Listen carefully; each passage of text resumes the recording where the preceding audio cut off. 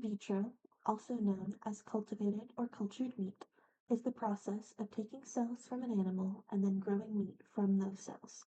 It is commonly referred to as lab-grown meat, and many people genuinely do not understand the process or hear the words lab-grown and dislike the sound of it. In vitro meat is genuinely still meat. The process is just growing the meat without consciousness or nerve cells, the way regular animals have them. I will do my best to help you all understand what is actually happening. The cells for the meat are not procured in the lab, they are taken from animals in a humane fashion while the animals are still alive. Let's talk about chickens first. Top documentary films showcases several people and businesses working on their very own brand of in vitro meat with whatever specialty they're focused on. Every reference to a company making in vitro meat was obtained from the documentary titled In Vitro Meat from Top Documentary, unless specified otherwise. The chicken situation is what made me personally understand in vitro meat the best. Josh Tetrick is the CEO of Just and speaks about a promotional video, the video that I watched, that showcases a chicken walking around a group of people who are eating chicken wings, which may seem a little dreary at first, but what's actually happening is that chicken is named Ian, and the chicken wings showcased in the video come from Ian. Specifically, the cells taken to grow the chicken wings came from the cells from a feather that had fallen off of Ian. They didn't even need to extract the cells to create the meat.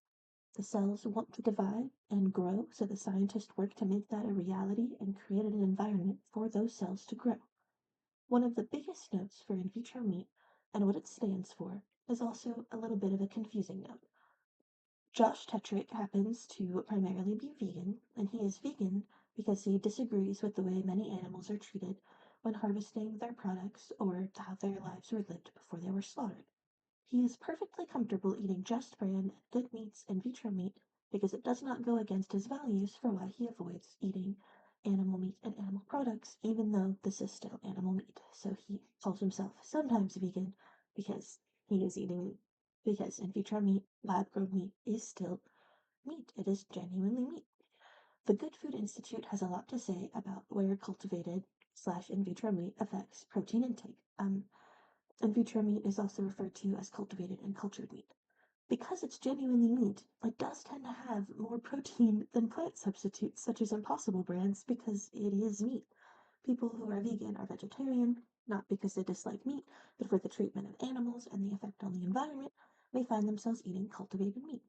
I personally know several vegetarians, and they do have to pay more attention to their food intake and diets than the average person because they do have to ensure they're getting adequate protein, especially if they were raised in a meat-eating household like most Americans are.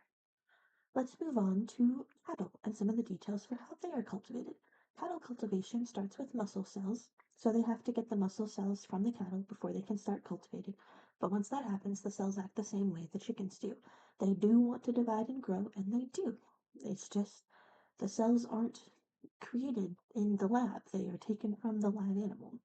The Netherlands really cares a lot about cattle and hosted a news story where different newscasters tried an cultivated meat burger patty. The only critique or difference that could be come up with was stating that the burger patty was a little less juicy than a traditional burger patty would be, but if they had not known it was cultivated meat, they would not have been able to guess, which is of course in the case in terms of ground meat.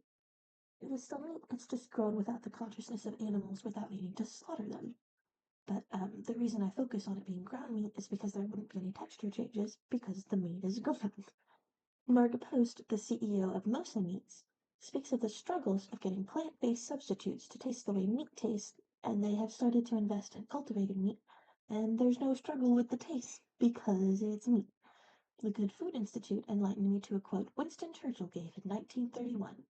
We shall escape the absurdity of growing a whole chicken in order to eat the breast or wing by growing these parts separately under a separate medium. The biggest fear these companies faced at the time, 2018, and still face today, was getting government clearance to sell the meat in different countries, and in the case of the United States, government regulation per state. There are a lot of politics involved, but I will not be getting into that. We're only speaking about what it is. I'll focus on the United States. Currently, there are some cultivated products allowed here, but not many. The Good Food Institute has found that as of 2025, there are two cultivated chicken products from Upside and Good Meat, cultivated salmon from Wild Type, cultivated pork from Mission Barns, and cultivated chicken from Believer Meats that are allowed to be sold in the United States. No cultivated beef products have entered our market yet. Again, politics. The shutdown of the government has affected this process because there were meant to be 9 additional products on the docket to be approved or disapproved by the end of this month. Hopefully, that will still be addressed. Paul Shapiro, the author of Clean Meat, believes that getting through government regulation is the hardest step for cultivated meat because he believes that consumer acceptance will be easy to achieve with environmental concerns and also the way people tend to be towards their meat. He believes just opening eyes on the situation will be very easy because most people are genuinely uncomfortable right now when they think about where meat comes from. They do not wish to know the details of animals being raised prior to slaughter, they do not wish to know how they're slaughtered, and they don't want to think about the steps that get taken before the animal is inside of the package. I am from a beef cattle farm in a small town in Savannah, Tennessee, and I'm used to using the word slaughter because that is the word used on the farm. I have found that many people, especially people who are far removed from the process of how meat is obtained, are uncomfortable with this word because they do not like to think about where their meat is coming from. I do wonder, I've chosen to use this word on purpose so that you all can think of how you feel about slaughter. I do wonder if faced with the truest of facts, would people who are on the fence, who avoid thinking about it, and would they still consider that they should use real meat or cultivated meat, which is ultimately the same product in many cases? Especially if you are someone who does not like to think about meat being slaughtered, or anyone who doesn't like to think about it, it would make sense to want to avoid that. Another note is consumer health and also environmental health. Many people choose to buy organic items, and Vitro meat does not have any need for pesticides, herbicides, insecticides, or even vaccines in the animals. They are not breathing air, they're being grown, so they don't need access to these things. They do not need the food they are being fed have herbicides or in them because they aren't being fed food the way a traditional animal would be being fed. No extra poisons being added to the environment, or in the case of fish, no causing of dead zones.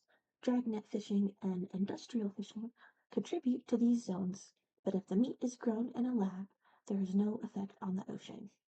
Michael Sleeden, the CEO of Finless Foods, has another note for consumer acceptance of in vitro meat, especially fish meat. They can choose whether to grow bones or not, and they choose not to grow any bones, and this can be a huge consumer plus for people who do not wish to pick out bones. Science Direct speaks of how carbon emissions would drop significantly if this became the main way in which meat was grown. In vitro meat is a futuristic option, but we are in the future now.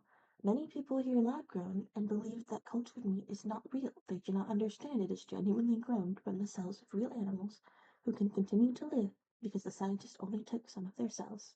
It is meat, just grown in a different way.